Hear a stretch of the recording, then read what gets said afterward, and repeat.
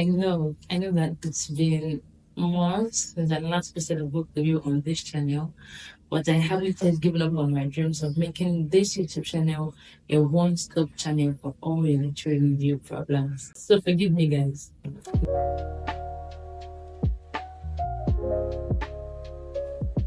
Hello, everyone.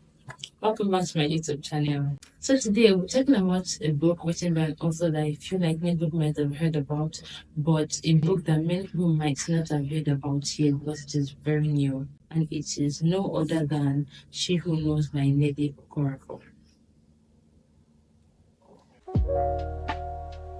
She Who Knows was published last year in 2024 by Dog Publishing in the UK, and after that it was acquired by Wida Books in Nigeria also in 2024. So it's a relatively new book published in 2024, just last year. And so far so good. Those are the two regions that have published the book, Nigeria and UK, and it has only been published in English. There are no other translations of this book yet. There are no movie adaptations of it yet, even though I'm sure we'll be so happy to see it, especially myself, we'll be able to see a movie adaptation. Another important thing to know about She Who Knows is that it is a prequel to Nnedi Okorafor's Who Fears Death. That means that it is a book that was published before the book. So if it is a prequel to Who Fears Death, it means it was published before Who Fears Death, but it wasn't actually published before Who Fears Death. It was published after Who Fears Death, but it talks about a character in Who Fears Death. So it is a backstory of one of the characters in Who Fears Death, basically. So that is why we might have to call it a prequel. She Who Knows follows Najiba, a 13-year-old girl who received a call to go on the Salt Roads. The Salt Roads is usually a journey of men in their village. Women or girls are not usually allowed to go on the Salt Roads. It is like an unwritten rule. But Najiba receives the call, and her parents decide to allow her to go on this journey. When she first journeys with her father, they meet a witch, and out of nowhere, out of the blues, Najiba wants to meet this witch. And this is where we begin to see the little changes that begin to take place in her character.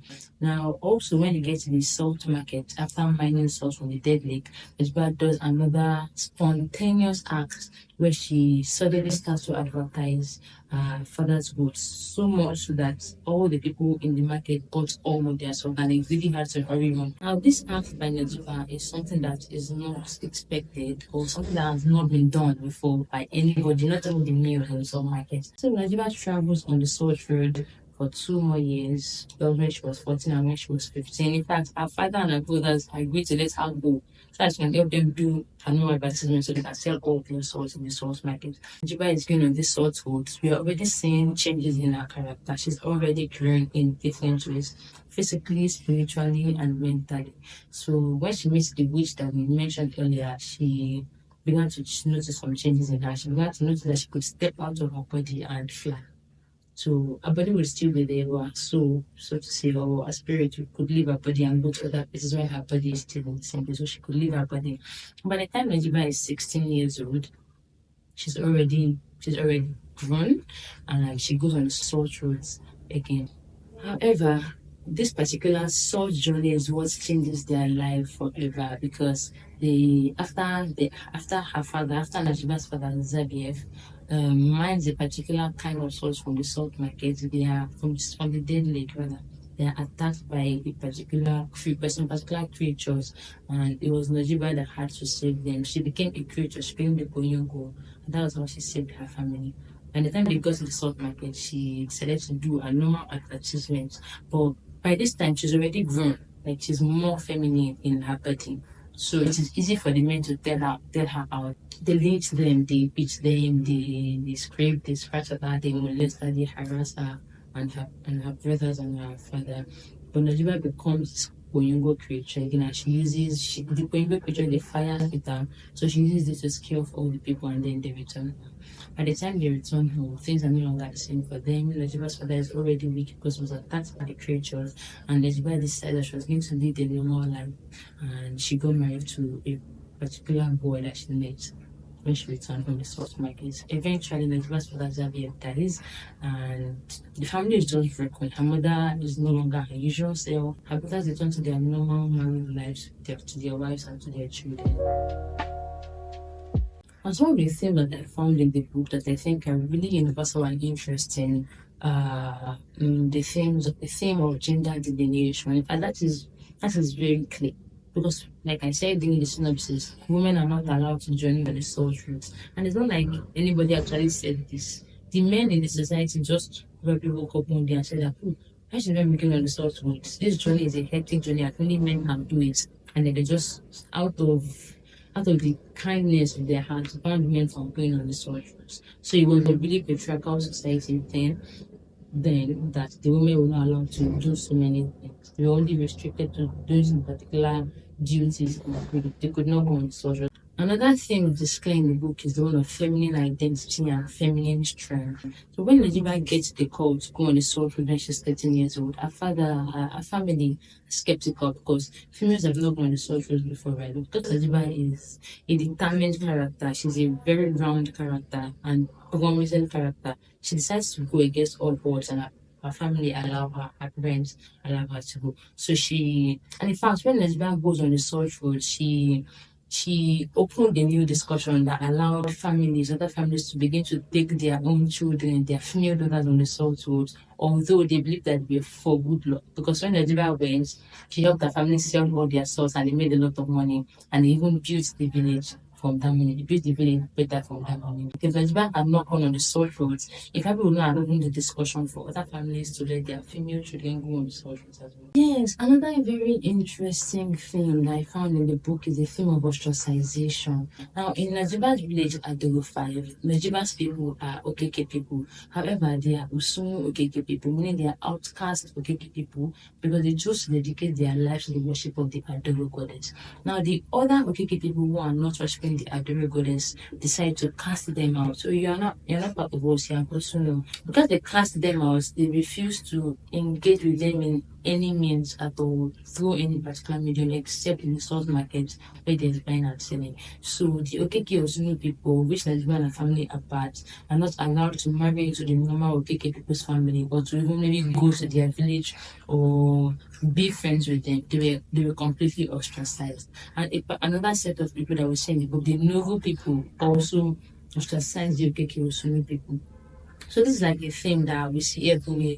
People ostracizing people because they choose to live their lives in one certain way. This was what led to a particular climax in the book that we were shown by Okorafor through the use of flashback. Now when Zabief, Elizabeth's father, was younger, his sister started to date an Okeke boy who was not Osungo. So when the boy's family realized that their son was going out with an Okeke Osungo girl, they decided to raid their village. They killed their son, they killed Najiba's father's sister, they wiped out most of the people in the village. And Zabiev, Najiba's father, only escaped narrowly. In fact, this was what made him seek revenge by making one of his children, which was eventually Najiba Ekoyungu. He was very angry and he asked the Adoro goddess and the Ani goddess to make one of his children very powerful so that the child can help them seek revenge for what the Okeke people did to them. And that was how Najiba became what she was, Ekoyungu, a sorceress, a witch.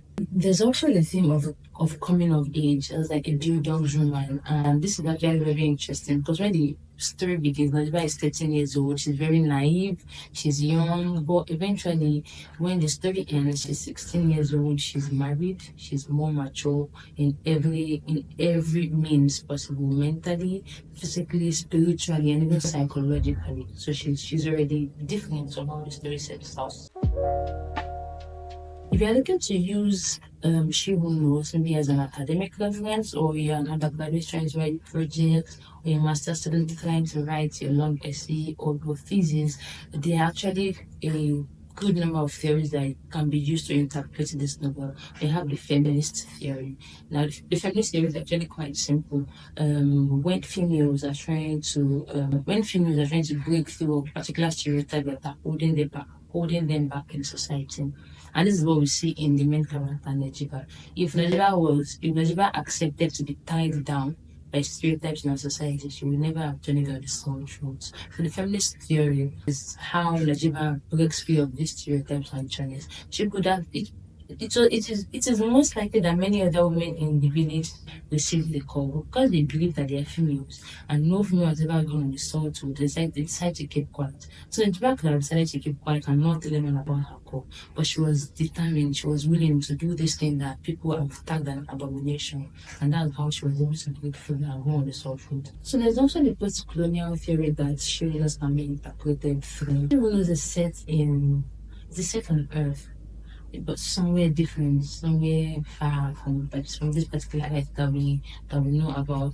But it's the post-colonial theory can be seen because there's a rich display of culture, especially the Igbo culture. The Osu people, in fact, the word Osu can be attributed to the Igbo people. They use the term Osu the most. They use it more, and we see the use of names. We see Obi, we see Peter. We see this rich display of culture that you know that can only emanates from a place or from a society that has shared its codes of colonization. There's also eco-criticism. There's literature on the environment, literature on nature. We see the dead lake, we see the saltwood, we see the deserts. In fact, if you look at the drawing of the book, if you look at the map, you can just tell that this is a desert area. You see the dead lake that has been explained to be formerly a lake, an actual lake that all of a sudden went hot and went dead, then became salt. I like the fact that the book, I don't even know. I think that the book, if you ask me, I would say Najiba is an Arabic name. I would say Rayan, Najiba's brother's name, is also an Arabic name. I don't know what the kind of name Jia is. I don't know what kind of name Zabias is. Manaf, which was Zabia's former name, sounds a little bit Arabic. So we have Peter, we have Obi, we have Kelechi, that's the person who oversees the paper house. We have all these beautiful names that we can't even attribute to just one particular book. I also like the fact that the characterization in the book is well done. Elizabeth is well rounded. She grows from the beginning to the end. She's constantly growing. The flat characters are flat. They are flat. We don't see flat characters who are trying to be round. We don't see round characters not fulfilling their roles of round characters or as protagonists. I like the plots. I like the fact that it is easy to grasp, and for a reader or a book reviewer who's not exactly a very big fan of fantasy, I find myself reading this book over and over again because it is easy to grasp. Even though it is fantasy, even though it is speculative fiction, we find some elements, some universal elements in the book still. I don't like the fact that the book is short. I want more.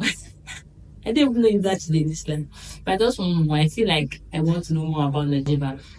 If I was asked to rate the book over five, I would give it a 4.5 over 5. Believe me, this book is great. You want to read it, especially if you're just coming into your fantasy read. If you're just beginning to read fantasy like myself, you're going to love this because it's short, straight to the point, concise, simple, easy to understand. Some Nigerian books where you can get this book are Reader Books at Okwebi, Ikeja, Rubin Heights. They have different stores around Lagos and the island and on the mainland. Do let me know what you think about this review. If you have comments, if you've read Shiro's, please let me know in the comment section. I would love to really engage with you. Please like my video, share my videos to your friends who you think would love this, and turn on your post notifications so you get notified when I release new videos. Thank you for listening. Thank you for watching. I'll see you in the next video. Bye. The end.